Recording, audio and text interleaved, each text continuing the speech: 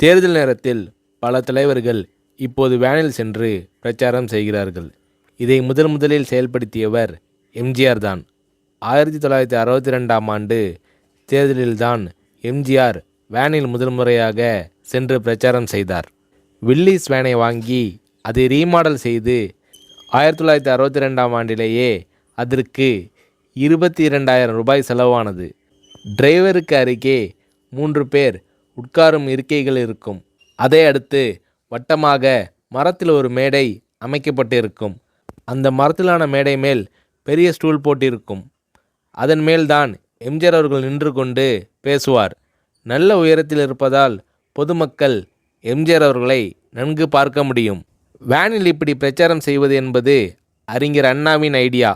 ஒரு உயரத்தில் எம்ஜிஆர் அவர்கள் மக்களுக்கு தெரியும்படி நின்று கொண்டு பேசினால் நல்ல ஆதரவு கிடைக்கும் என்று அண்ணா அவர்கள் உணர்ந்தார்.